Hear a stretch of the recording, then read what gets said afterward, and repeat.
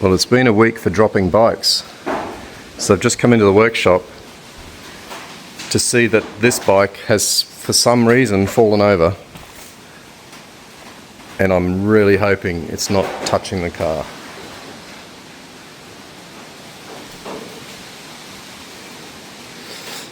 Damn, it is. And that looks like it's moved as well. Okay, let's get it up. Alright, so we've got those two little rub marks there. That's going to buff out, fortunately. And on the side, I don't see any dent. That's a relief. G'day, welcome to the channel. Oh well, it's midweek again. School holidays are over. Everyone's back at school, and it's time to do some work. What we have here is an HIF44 carburettor. So it's an SU, Skinner's Union carb, and it's a constant velocity type like on a motorcycle. Yeah, these were commonly MG items, and this is a good upgrade from either twin SU carburetors on the Cooper S, or of course the smaller non-integrated float bowl style. So I've had this on the car before. It rips really well. It develops heaps more power. But I want to just take it apart. It's been sitting on a shelf for a number of years. Let's pull it apart, clean it, and put it all back together again. Yeah, so here's an HIF44. Horizontal Integrated Float Bowl is what HIF stands for, and 44 is 44mm diameter. So I haven't had one of these apart before, but I have had other SUs apart. So this is a piston, and the piston helps dampen. It helps dampen this. So this can move up and down according to demand by the engine, and the piston that's in the bore in here just make sure that it doesn't flutter or and is as responsive as it needs to be.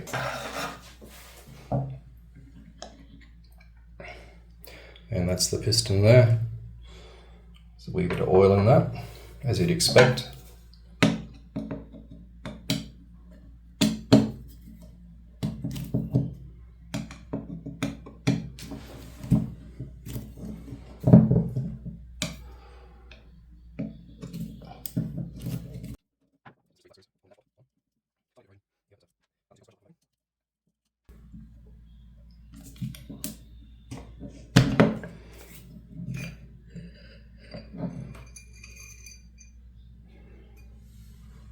Okay, let's do it. That's what I'm saying, is let's just arrange things in the right order so I don't miss them. Spring. This is interesting. Little bearings that help the plunger slide.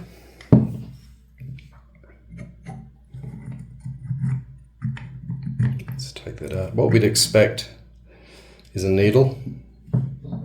There you go. So that sits in an orifice where the main fuel jet is, and as this comes up, it reveals the taper.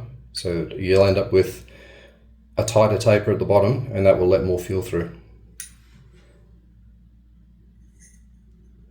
But yeah, it doesn't look terrible at all. And of course, I just drained out the dashpot.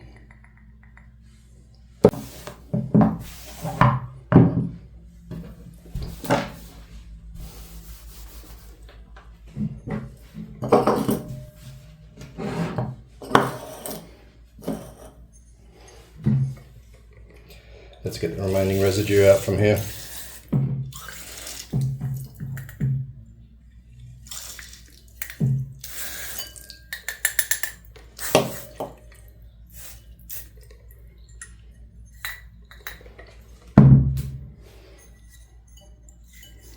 That already freed up. That wasn't free. So we have a little Let's take it all apart. We have a little spring clip here.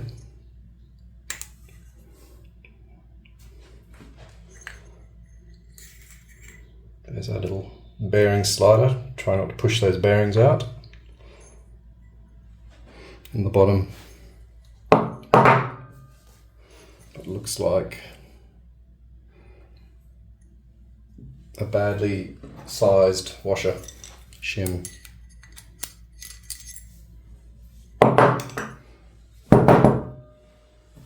It's just stuck.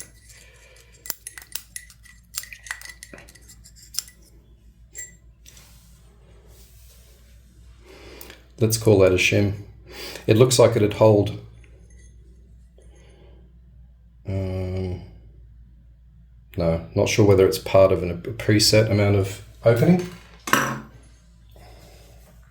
Let's just give it a bit more juice.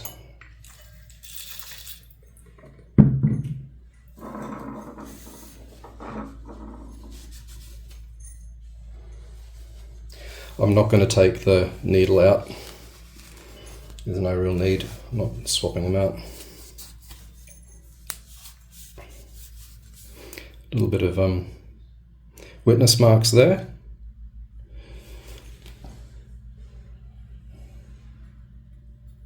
There's been a bit of binding on that. Not terrible. There's only a couple that are recognisable in the fingernail. Okay, I'll turn to the body of it. So float bowl is going to be in here.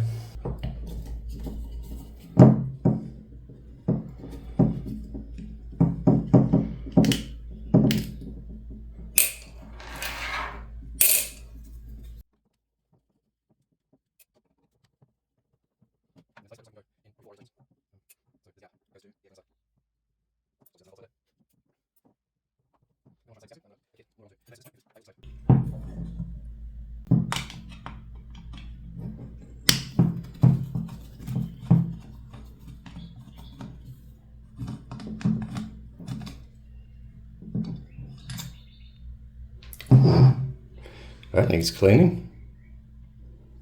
Good stuff. Let's try this again.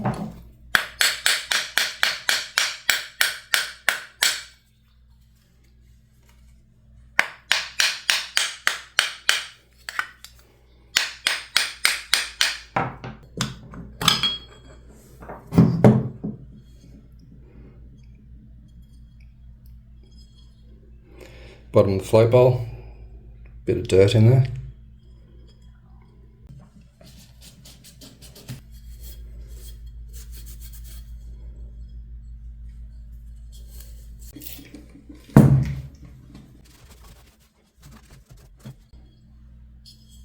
What do we have in here?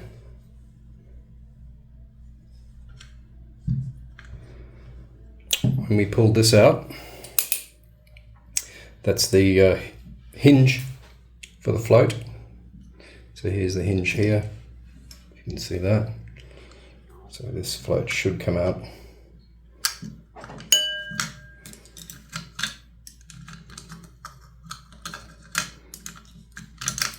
Little fighter. Okay, and there's just a little tab on here that presses against this needle and seat here. So this is the valve which shuts fuel supply off when the float bowl is full enough. So that's one part of it. It's just a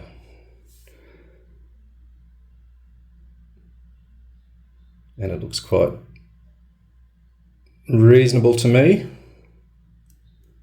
Little spring on the bottom. Works.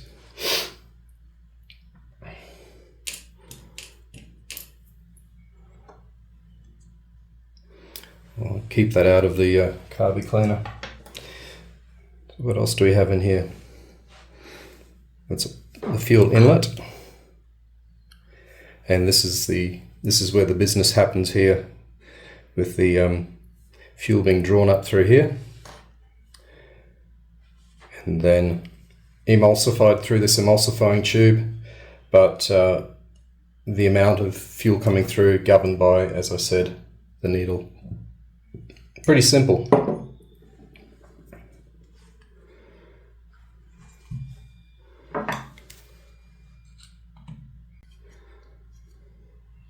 What do we got going on here?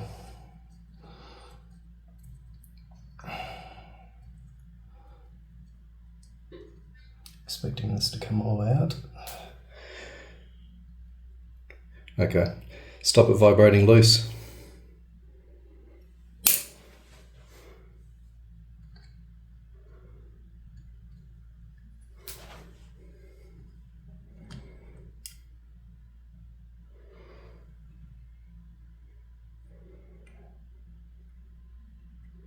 Let's get that off there. Needs a bit of a clean up.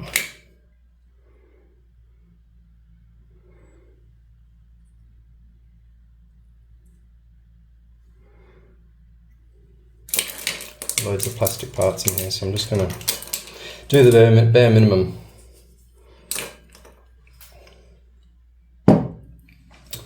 Contact on the plastic bits.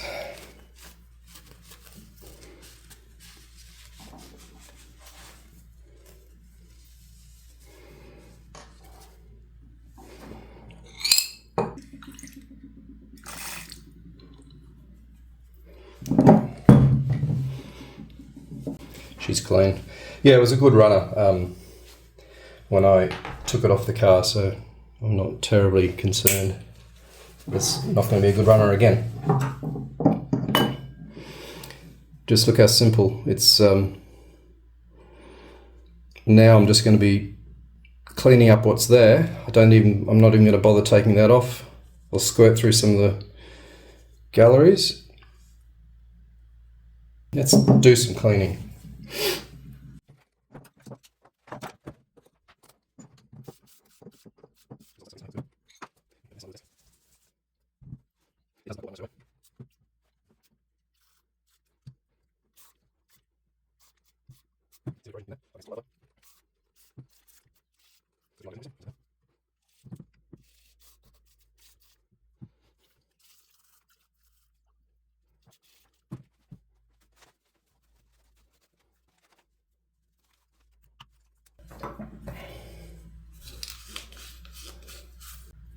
Just going to get a little bit of sandpaper onto that. This feels a little bit rough.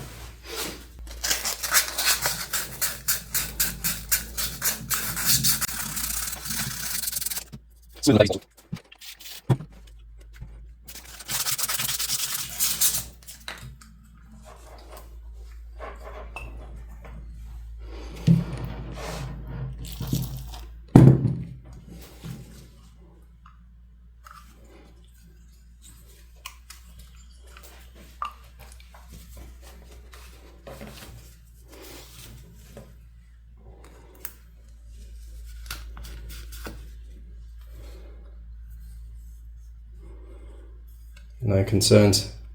That's just a bit of patina now.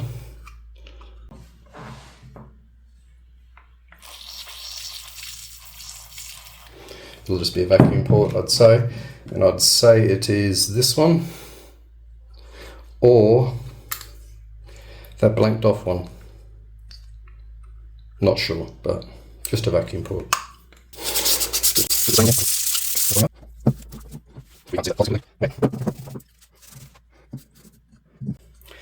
Let's have a go at, there's a ridge here that the O-ring marries up to.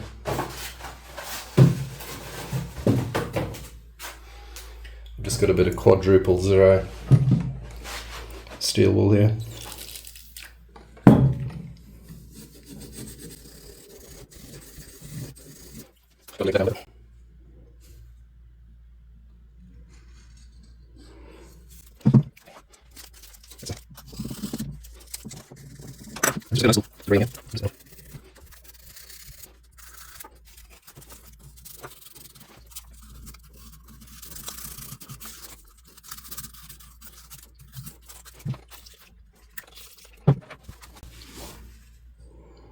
Much better.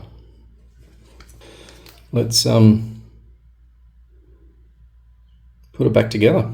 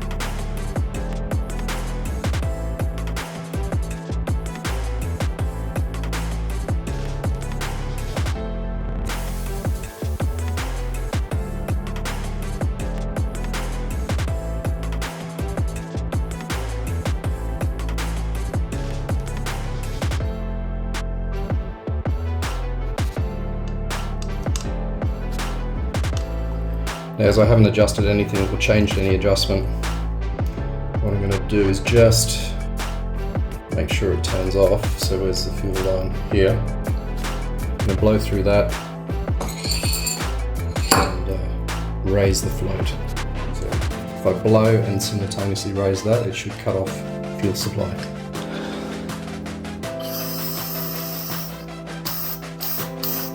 %.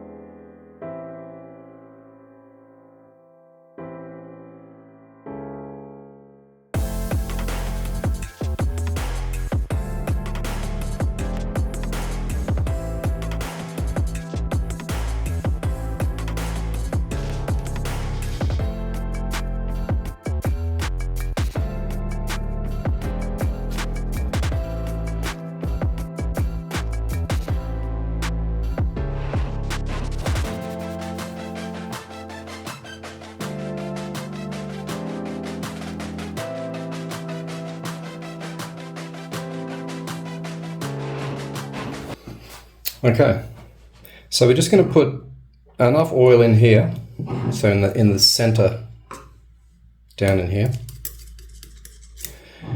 to just cover the piston when it's fully inserted.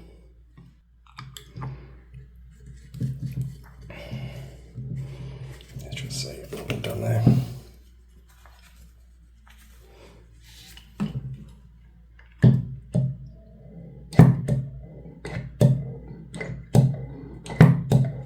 Alright, the action that you're getting here.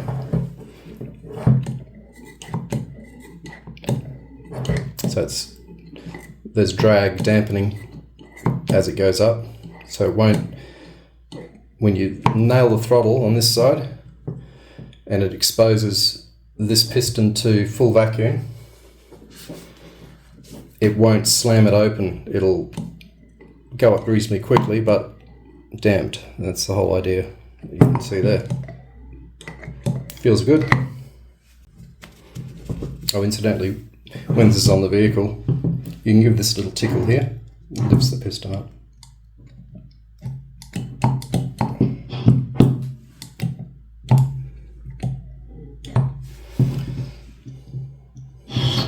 Very nice. So that job's done.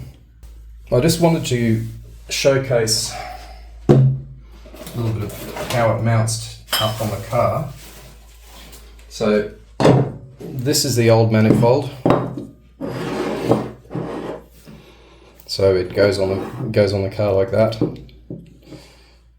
Obviously 2 ports because it's a Mini, so it has cylinders 1 and 2 feeding this one and cylinders 3 and 4 fed off that. We have a Bakelite spacer and a reasonable gasket. We're not going to use this manifold though. It's not happy. So we got some pretty decent corrosion happening there, even though I ran coolant in it all the time. And this was a new manifold to me. Clearly, sitting for a period of time did it no justice. That's a setup there. Not happy about this. What are you going to do? It's the most modern thing on my car, a reference to a website on a 1967 Mini. There you go. Alright, so yeah, what I'm going to do is just, when I finish with you here, I shall go down to the workshop, get a couple of nuts, double nut and start off that one. But I do want to show you how it mounts up.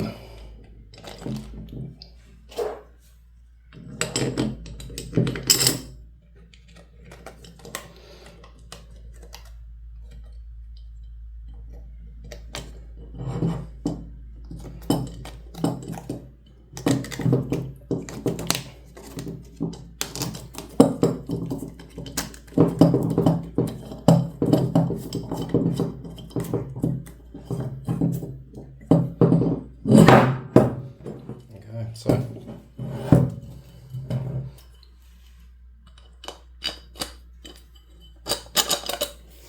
and then we've obviously bolted on, but that's what she's like. She'll sit on the engine like that. Warden! Let's go camping. G'day. Where am I looking? There's the camera. Yeah, welcome back. We're filling up the van with some water and heading away for a two-nighter to a place we've never been before, so that should be good. We're going to a place called Herron Point with 2 R's, H-E-R-R-O-N, and we are equipped for mosquito fighting because apparently they're pretty vicious, but you know what people are like, prone to exaggeration, so we'll just see how that goes. We're going to try a bit of a mosquito friendly gazebo with mesh sides, so I'll give you a tour of that when I got it up. All ready to go. See you on the road.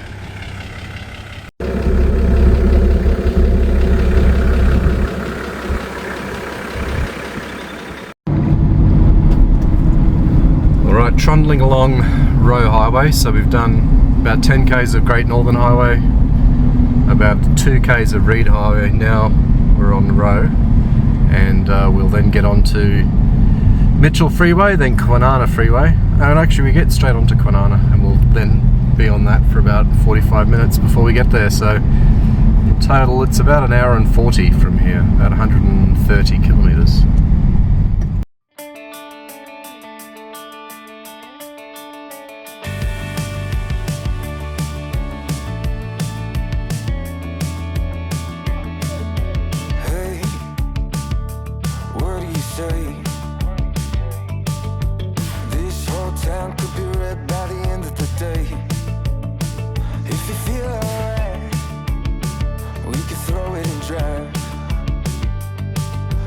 Radio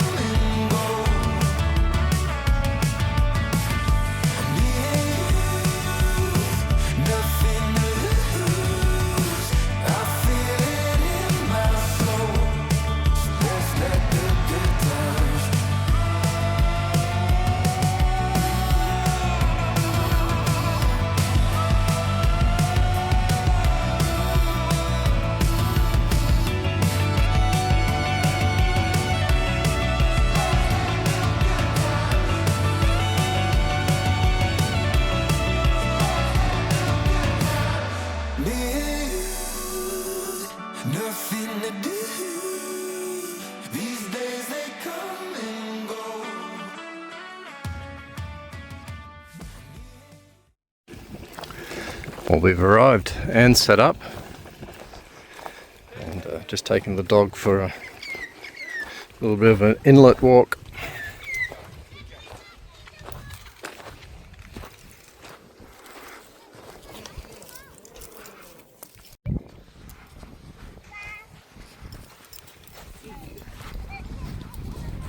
It's got a wintry vibe.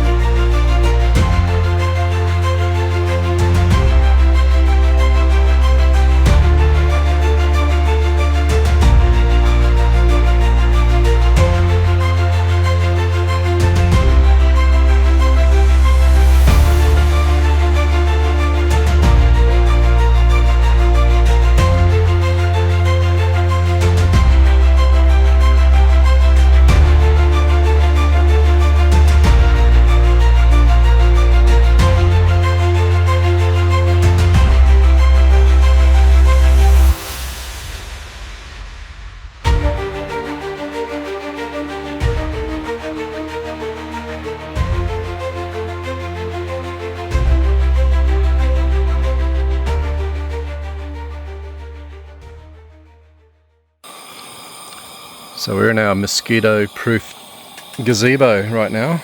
Lovely Claire. Loving it. And Jake's with us again. And we aren't allowed briquette fires or actual fires, so we've got that, which needs turning up.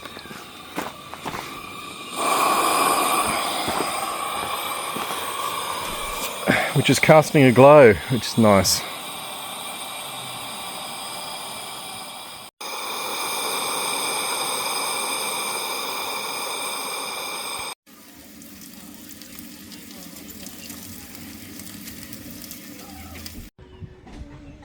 So we got some separation anxiety going on here because Mum went to the bathroom. Anyway, this is the outdoor living area which keeps us free from mosquitoes when you're camping near an estuary. So yeah, we had that fired up last night, the heater, and I've set the barbecue up in here as well. Not sure the wisdom of a hot gas barbecue on a plastic table, but so far so good. And there's a couple of food boxes. So yeah, it's we're heading into a new town for us. I can't remember the name of it now. Anyway,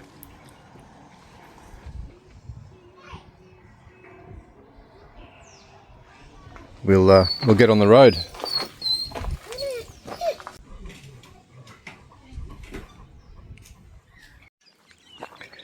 Yeah, that town we're going to is called Dawesville. I knew it would come to me. But first we're going to take Jake for a little pit stop. Come back to the estuary and have a look.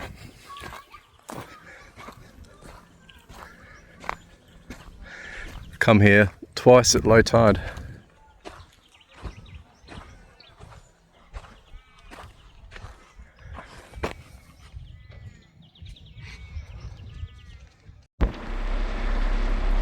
So we're currently part of this inlet and we're heading up to where the checkered flag is, up there at Dawesville. And where we are in the world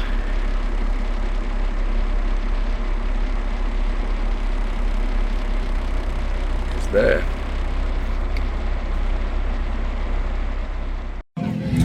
Alright, so we're at Dawesville and we have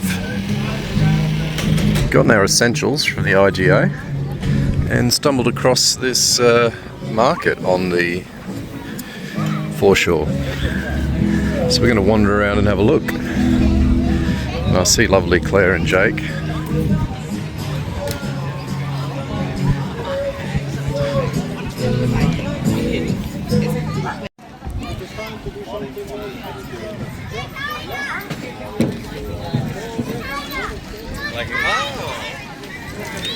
Got your fruit and veg, your jewellery, your arts and crafts.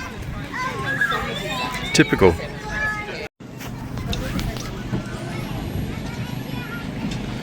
That's not a leak.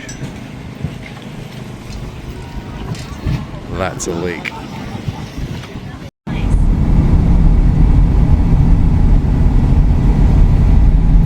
The Port Boulevard Bridge. Oh, look at that. That's fancy.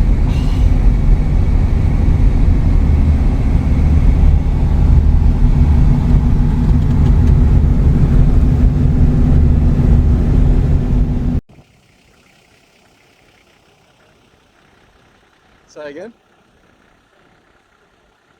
Yeah, it's been well looked after.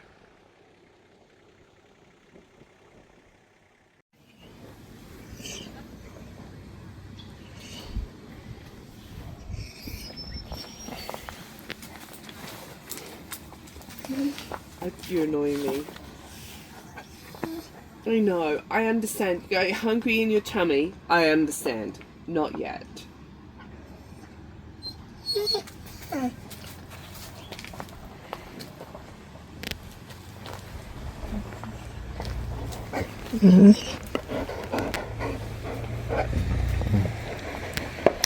You're hungry, mate? Yeah, not yet. 20 minutes.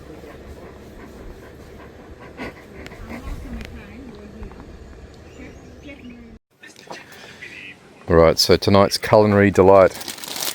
We have a Greek style salad.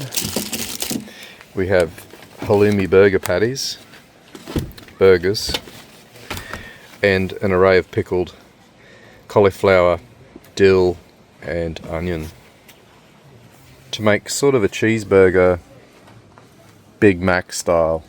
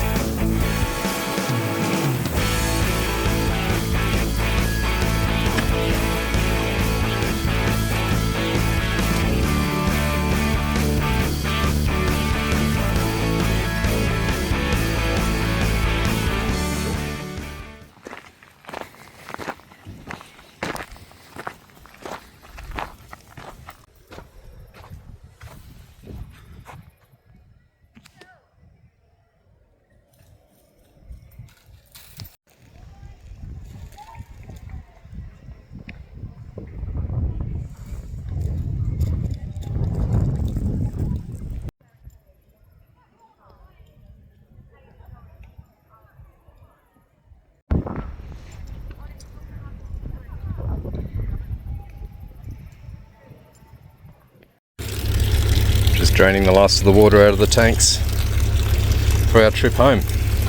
So we've done Herron Point. nice spot. Not really into the caravan park scene, but yeah, we had a good time. So thanks very much for watching. We'll catch you on the next one.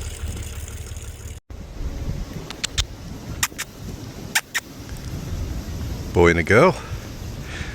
Girl on the left, boy on the right.